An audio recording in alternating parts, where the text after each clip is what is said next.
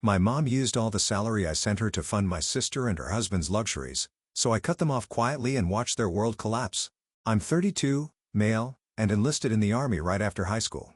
I grew up in a middle-class family in the Midwest, nothing special. Dad worked in manufacturing. Mom was a part-time receptionist. My sister, Lark, 35, female, was always the golden child, pretty, popular, and got good grades without trying too hard. I was more of the quiet, reserved type, decent student but never stood out much, except in sports. When I enlisted, it wasn't about running away from home or anything dramatic. I genuinely wanted to serve, and I had my sights set on something challenging: Army Rangers. I made it through basic, then airborne school, and finally Ranger school. One of the hardest things I've ever done, but I earned my tab. For those who don't know military stuff, that's kind of a big deal. My first deployment came about 2 years after I enlisted. Middle East, hot as hell, constantly on edge. I won't go into operational details for obvious reasons, but it was intense. During that time, my parents started having financial troubles. Dad's plant was laying people off, and Mom's hours got cut. They never directly asked for money, but they'd mention things like might have to sell the house, or not sure how we'll cover the property taxes this year. Being the good son I thought I was, I offered to help. I started sending $800 a month back home. It was a significant chunk of my pay, but I figured, I'm living in barracks, eating at the mess hall. What do I need extra cash for? They raised me, so it's definitely the right thing to do. Fast forward a couple of years, I'm on my second deployment. Lark has married this guy, Trent, who's supposedly some hotshot financial consultant. They have their first kid. During one of our weekly satellite calls, Mom mentions how expensive baby stuff is these days, and how Lark and Trent are struggling. She casually asks if I could bump up my monthly support to help them out temporarily. I agree to increase it to $1,000. By my third deployment, I'd been promoted a couple of times, so when they hinted at needing more support, I increased it again to $1,200 monthly. Mom would send these heartfelt emails about how my sacrifice was helping the whole family stay afloat and how proud they were of me. Dad occasionally sent awkward but sincere thank you messages. It felt good, you know, like I was taking care of my people even from thousands of miles away. During those 8 years, I missed too many events: my grandfather's funeral, Lark's wedding, the birth of all 3 of her kids, countless Christmases, Thanksgivings, birthdays, my best friend Eli's funeral after he wrapped his motorcycle around a tree. That's military life. You accept those sacrifices. But what made it easier was knowing I was still contributing to my family's well-being, that the money I was sending was keeping a roof over my parents' heads and helping them through rough times. Fast forward to 3 months ago, I finally got approved for some extended leave after my 4th deployment. I'd been gone for almost 22 months straight this time, a particularly long stretch, even by Ranger standards. I was excited to finally spend some quality time with my family. My buddy Maddox, who's my cousin and also the only family member who ever sent me care packages, suggested we organize a small homecoming gathering. Just family and a few close friends at my parents' house. My mom seemed excited about it on our calls, saying how they'd been waiting years to properly celebrate my service. So, I flew back to the States, spent a couple of days at Fort Benning handling paperwork, then headed home. 2 days before the planned gathering, I got a frantic call from my mom. "Cole, honey, something terrible has happened," she said, her voice shaking. "Lark's having serious complications with her pregnancy. The doctors are saying it might be placental abruption. We need to go be with her right away. She might lose the baby." My heart sank. Lark was about 7 months pregnant with her 4th kid, and this sounded serious. "Where are they taking her?" I asked. "She's being transferred to Mayo Clinic. We're driving up tonight to meet them there." "I'm so sorry about your homecoming, sweetheart. I know you must be disappointed." Sure, I was disappointed, but family emergencies happen. My sister's life and her unborn child's life were obviously more important than some dinner. "Don't worry about it, Mom. Go take care of Lark. We can reschedule when things settle down. Keep me posted, okay? You're such a good brother. Oh, before I forget, there might be an issue with this month's transfer. The bank flagged it for some reason. Could you call them and sort it out? We need to cover some expenses for this emergency." I assured her I would. Then I called Maddox to cancel the gathering. "Damn, that sucks," he said. "Want to just do something smaller? A few of the guys from high school are around.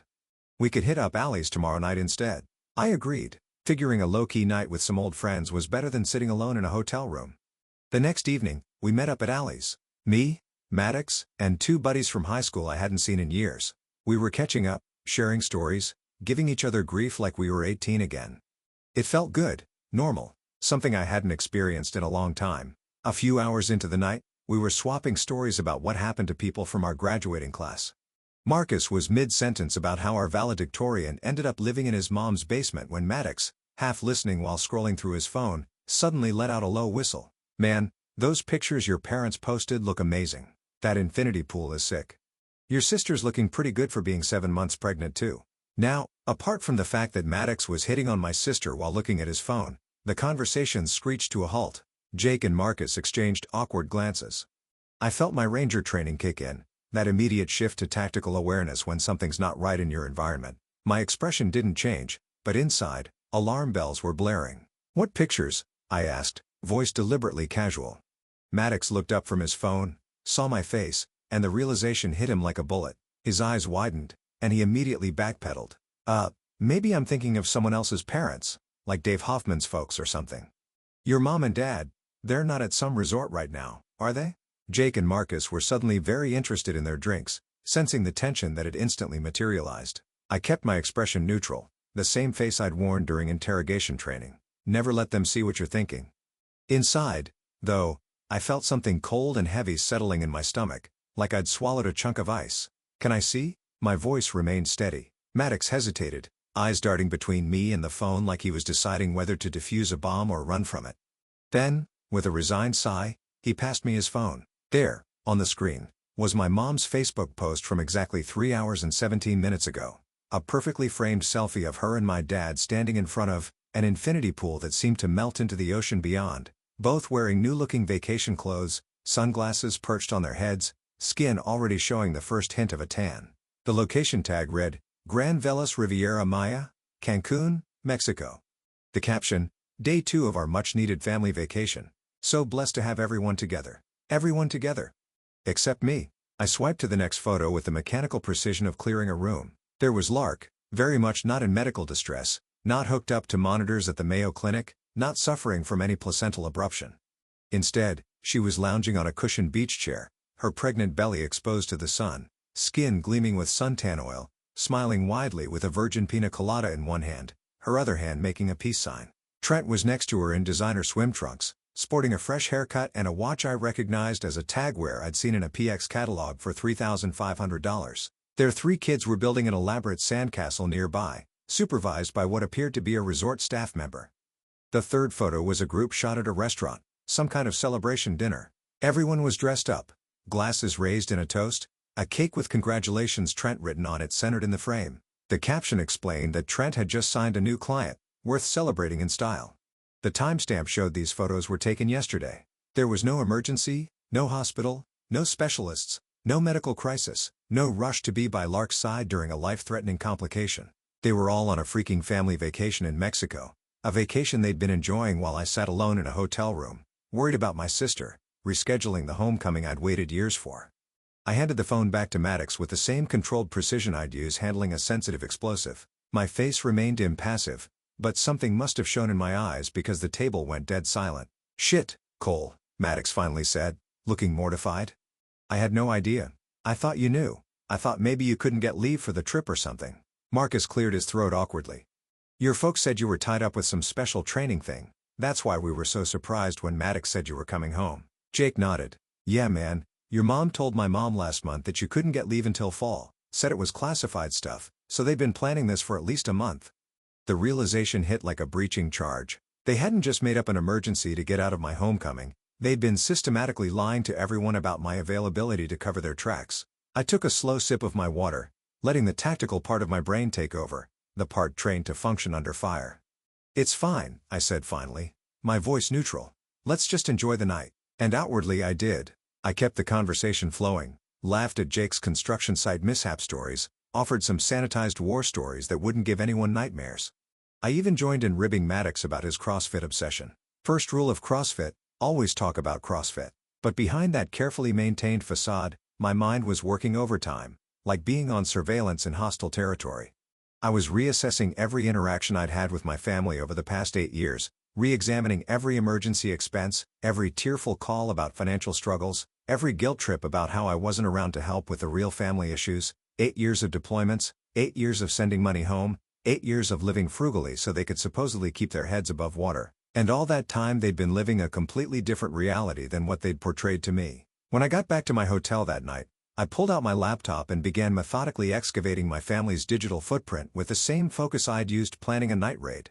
First, I checked Facebook, scrolling back through months of my mother's posts. The family vacation hadn't been some spontaneous trip, it had been meticulously planned for months. There were comments dating back to February about resort bookings, coordinating time off, shopping for new swimwear. My mom had posted in March 96 days until our annual beach getaway. Can't wait, with Lark commenting, "Mom, don't count down, or it feels even further away." Annual. This wasn't a one-off trip. This was a regular family tradition. I pulled up my banking app and began systematically reviewing my statements, going back years. The pattern emerged with the clarity of a thermal signature on a cold night. Every May or June, like clockwork, there was always a larger withdrawal requested by my parents. $3,500 to $5,000. Always explained away as property taxes, or unexpected medical bills, or car repairs, or furnace replacement. And there, in each corresponding June or July, were Facebook photos of family vacations, different resorts, different beaches, but the same pattern, the same people, the same lies. I pulled up my email and searched for emergency and messages from my parents. Dozens of results appeared: medical emergencies, car emergencies, home repair emergencies, tax emergencies, all coincidentally requiring almost exactly the amount that would fund a nice family vacation, or, as I was now discovering, private school tuition payments that were due. I leaned back in the hotel chair trying to process everything. Then I got a text from my mother: "Lark's doing a little better. Doctor says bed rest for a week minimum. Are you checking on that transfer?" I couldn't sleep that night, not because I was angry, though there was a slow, cold fury building inside me like a distant storm, but because I felt like such an idiot, like I'd been providing Overwatch for the wrong target the entire time. All those years of believing I was helping keep my aging parents financially stable, of going without so they wouldn't have to, of working extra duty for hazard pay to send home, and in reality, I was bankrolling their vacations, my sister's lifestyle, and their public image as generous grandparents. The next morning I got another text from Mom: "Lark's doing better, but doctors want to monitor her a few more days. So sorry about your party. Can you check on that transfer? Hospital bills are adding up fast." Ah, yes, those expensive hospital bills at the 5-star beach resort must be tough, paying for all those poolside margaritas. I didn't respond to her and decided to take a little field trip to my parents' empty house. I still had a key from before I enlisted, guess they forgot about that little detail. As I walked in I noticed mail piled up on the counter, just waiting for someone with trust issues to rifle through it. And let's just call what I found enlightening tuition statements for not one, not two, but 3 different private schools, the fancy kind where they probably serve organic lunches on china plates. Combined annual damage, $78,000 for elementary school. Cool. Credit card statements showed my hard-earned cash was funding summer camps, private violin lessons, designer kid clothes, and whatever the hell competitive equestrian gear is, because every 8-year-old needs a $900 riding helmet, right? But what got me baffled? Mom's budget notebook with a special section labeled Cole's contribution, with detailed plans for my money. And obviously none of it involved keeping the lights on or saving their house. 8 years, $115,000, also my sister's family could play lifestyles of the rich and famous, while I was living my best life in a desert tent, eating military rations that expired during the Bush administration. Then I found a thank you card from Lark, Mom and Dad. "Thanks for always making sure the kids get the best education possible. We couldn't do this without you both sacrificing so much for us." Apparently she had no idea I was the actual sacrificial lamb. Mom and Dad were taking full credit for my financial contributions. Genius move, really. Why tell your daughter you're mooching off your son when you can just pretend to be generous grandparents instead? I left the house and drove straight to my bank, changed all my account information, passwords, and security questions, and put a freeze on any transactions over $100. Then I canceled the automatic transfer to my parents' account. That evening my mom called again. I let it go to voicemail. She left a message sounding concerned, asking why I hadn't responded to her texts and if I'd fixed the transfer issue. I texted back one line: "Coming back to town next weekend. Need to see everyone. Dinner at your place Sunday at 6 p.m. Important family matters to discuss." She tried to wiggle out of it, saying Lark might still need them at the hospital. I was firm: Sunday, 6 p.m. Everyone needs to be there. Finally, she agreed. That gave me a week to prepare. I used the time to get my thoughts in order and gather more evidence. I found social media posts going back years showing family vacations, expensive gifts, fancy dinners, all happening while I was deployed and sending money to keep the lights on. I compiled it all into a folder on my phone. When Sunday arrived, I showed up at exactly 6 p.m., wearing my civilian clothes but with my Ranger tab pin on my jacket lapel, a small reminder of who I was and what I'd been doing while they were living it up. I arrived exactly at 1800 hours, military punctuality that had become second nature. When I walked in, everyone was already there. My parents, Lark, Trent, and their 3 kids. Aiden, 8, Chloe, 6, and Zoe, 4. They were dressed casually but well, the kind of casual that actually costs serious money. No visible traces of their recent beach vacation, except the lingering tans. The atmosphere was thick with tension. They knew something was up but weren't sure exactly what I knew or how I knew it. My mom rushed forward, hugging me a little too tightly, her designer perfume overwhelming. "Cole, honey, we've missed you so much." Her voice had that high, slightly theatrical quality she used when lying. "How was your trip home? I'm so sorry about the homecoming party." "Lark's feeling much better now, thank goodness." Dad hung back, offering a stiff handshake and an awkward shoulder pat. "Good to see you, son. You're looking fit." Lark gave a small wave from across the room, one hand resting protectively on her pregnant belly like it was a shield. "Hey, big brother." Trent stepped forward with forced heartiness. "The man of the hour. Great to finally see you." Finally. I'd been back in town for nearly a week, supposedly while his wife was in a medical crisis. The kids stared at me with undisguised curiosity. They barely knew me, just the uncle who appeared in rare photos on the fridge and sent presents at Christmas. I gave them all a neutral smile, the same one I'd perfected during negotiations with tribal elders. Polite, unreadable. "Let's eat first," I said calmly. "Then we can talk." Dinner was awkward. My parents kept trying to steer the conversation toward safe topics. The kids talked about their schools, their activities, their friends. Lark mentioned her pregnancy and how excited they were for the new baby. Not a word about any medical emergency or hospital stay. As my mom brought out dessert, I decided it was time. "So how was Cancun?" I asked casually. The room went dead silent. My mom froze mid-step, dessert plates in hand. "What?" my dad stammered. "Oh, you don't know," I said, pulling out my phone. "The resort, the infinity pool, the beach. Looks amazing in these pictures." I turned my phone around to show them the Facebook photos I'd saved. My mom's face went white. "Cole, honey," she started. "I can explain." "No need." I cut her off, still keeping my voice level. "I think I understand perfectly." I swiped to the next photo on my phone, the tuition statements. "You told me Lark was having pregnancy complications, a life-or-death situation, but somehow she managed to recover just fine while doing virgin pina coladas on the beach." Lark looked confused, then glanced at our parents. "What?" "Mom told me Cole couldn't make it home until next month because of some special training." And there it was. They'd been playing both sides. "Oh, it gets better," I said, swiping to the budget notebook photos. "For 8 years, I've been sending money home because you two," I looked at my parents, "couldn't make ends meet. Turns out you've been using my combat pay to send my niece and nephews to private school." Trent shifted uncomfortably. "Look, man, we didn't know." "Save it," I said. "I'm not blaming the kids. They deserve a good education. What I have a problem with is being lied to for nearly a decade." My mom started crying. Those manipulative tears I'd seen work on my dad 1,000 times. "Thank God I'm not like him. We just wanted to help Lark's family. You were away." "You don't understand what family needs, don't I?" I said, my voice dropping. "Don't try to lecture me about family responsibility. I've been sending 60% of my income home while living in barracks and combat zones. I missed my best friend's funeral because I was deployed. I've watched brothers die beside me. So don't tell me I don't understand sacrifice." Lark, always quick to play victim, jumped in. "Well, if you're so worried about money, maybe you should have gotten a real job instead of playing soldier all these years." The room went dead silent again. Even her kids looked shocked. I just smiled. And there it is. Playing soldier. That's what you think I've been doing. I stood up calmly. Nothing rushed. Just straightened myself and looked at them without giving anything away. The years of training had made this kind of self-control second nature. "Here's what's going to happen," I said, voice level but firm, the same tone I'd use briefing my squad before a mission. "The money stops today. All of it. I've already canceled the transfers and put security protocols on my accounts. If anyone tries to access my finances again, I'll report it as fraud to both the bank and the military police." The mention of military police made my dad flinch. He knew what that meant. Official investigation, potential criminal charges. "You've had approximately $115,000 of my money over 8 years, I continued. "Consider that your severance package." My dad finally spoke up, his voice rising. "Son, you can't just cut us off like this. The kids' tuition is not my responsibility." I cut him off. Never was, never should have been. Trent here makes six figures when he's actually working instead of playing pretend finance guru.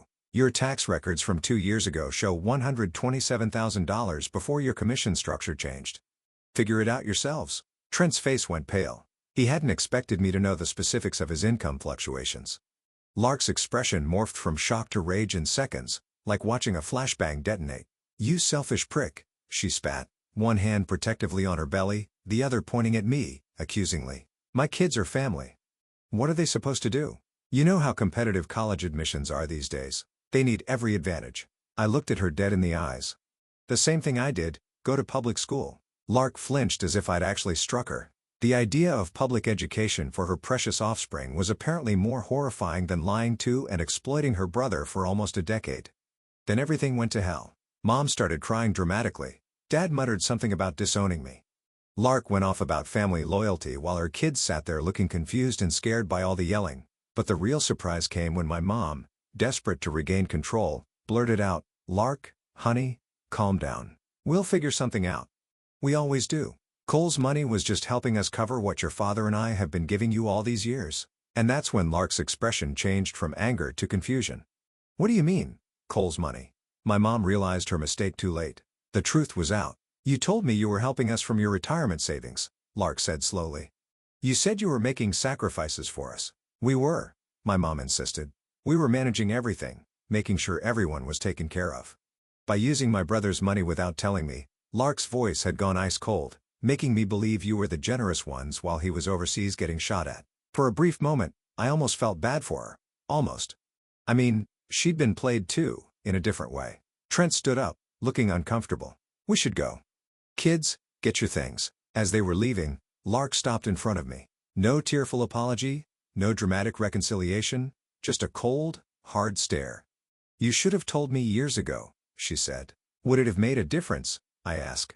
She didn't answer, just walked out with her family. My parents tried damage control immediately. My dad brought up their age, their health problems, how they'd raised me, all the usual guilt trips. My mom switched between crying and anger, saying I was destroying the family. I just shrugged. "The family was destroyed the moment you decided to use me as your personal ATM and lie about it for 8 years. Before I left, I took a picture of the tuition statements with my name on them and held up my phone one more time. If either of you contact my command with sob stories or try to turn the extended family against me, these go public to everyone. I'm done being the secret cash cow." That was the confrontation, but it wasn't the end of the story. The next day, my CO called me. Somehow, my mom had found his number and called the base, told him I was having a mental breakdown and needed a psych evaluation, that I was threatening the family and they feared for their safety. Fortunately, my CO is a solid guy who's known me for years. He called to give me a heads up, not because he believed her. I explained the situation briefly, and he just said, "Family drama, huh?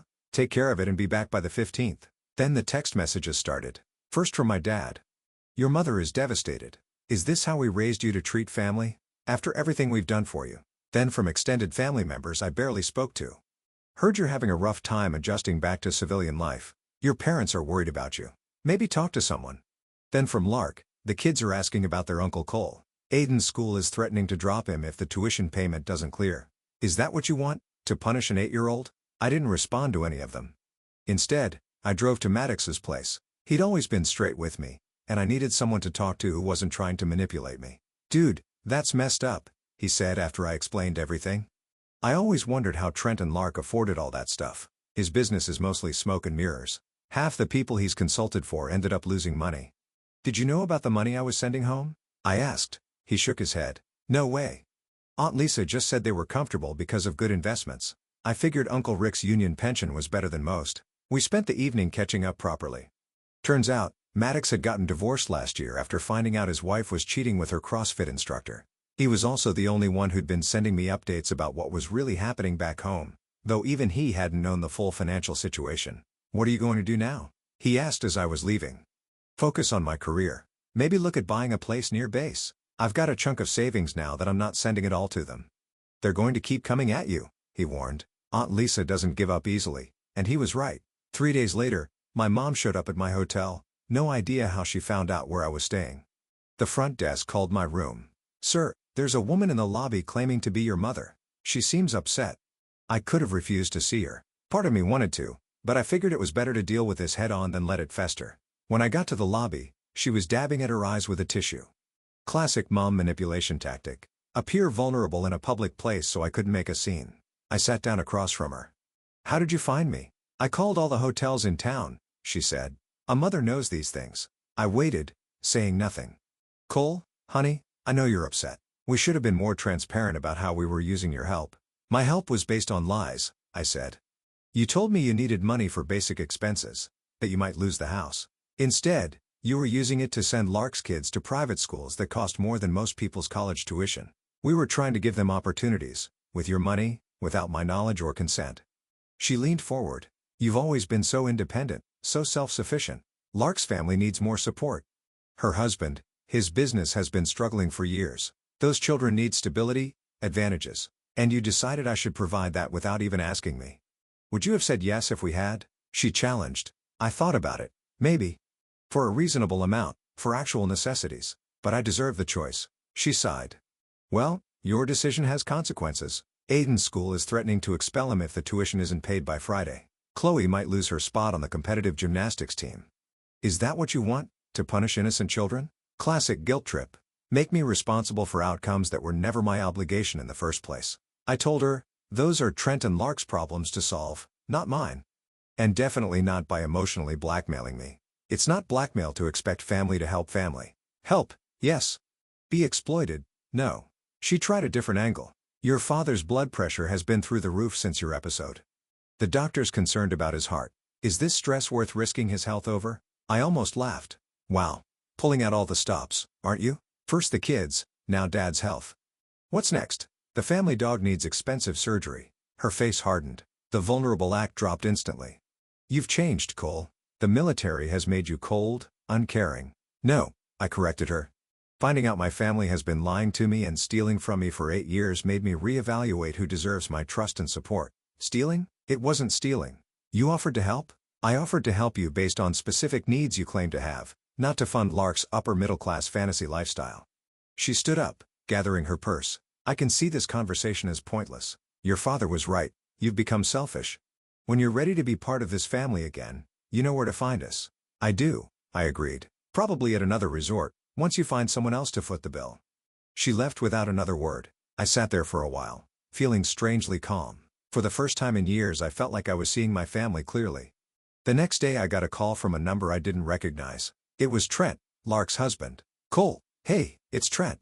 Got a minute?" I was curious enough to hear him out. "I'm listening." "Look, man, I wanted to apologize. I genuinely had no idea you were the one financing the kids' schools all these years. Lisa and Rick always told us they had it covered through investments and retirement accounts." "Yeah, a real man." "And you never questioned how two people with modest incomes could afford $78,000 a year in private school tuition?" I asked. He sighed. "I should have. Things haven't been great with my business the last few years. We've been living beyond our means, and your parents' help made it possible to maintain appearances. I see now how messed up that was." "What does Lark say about all this?" She's processing. Embarrassed, angry, mostly at your parents, but also at herself for not asking more questions. The kids are upset about potentially changing schools. "Not my problem," I said, though with less edge than I'd used with my mom. I know. I'm not calling to ask for money. Just wanted you to know that not all of us were in on the deception. I've already enrolled Aiden in the local public school for next semester. The girls will follow once this year's done." I didn't know whether to believe him or not. "What does Lark think about that?" "She's not thrilled, but she's starting to realize we've been living in a financial fantasy. I've got some promising clients lined up, but it'll take time to get back on solid ground." "Good luck with that," I said, not unkindly. "Thanks. And Cole, for what it's worth, I've always respected what you do." That playing soldier comment Lark made, she was just lashing out. "She doesn't really think that." I wasn't so sure, but I appreciated the gesture. "Take care of your family, Trent. The right way this time." After hanging up, I wondered if I was being too hard on Lark. She'd been played too, in her way, but then I remembered her calling me selfish and attacking my career. Some things just stick with you. 2 weeks later, I was back on base. Life went back to normal. Training, paperwork, PT, more training. I slept better knowing I wasn't stressing about their next emergency expense. Maddox kept me in the loop. My parents were telling everyone I had PTSD and cut them off during a breakdown. They played the victim card. My mom even cried about how the war changed him to anyone who'd listen. Some relatives bought it. But others got suspicious when Maddox started asking how my sister's kids afforded those fancy schools on my parents' modest income. My mom tried calling my CO, claiming I owed them money. He shut that down fast and suggested I consider a restraining order.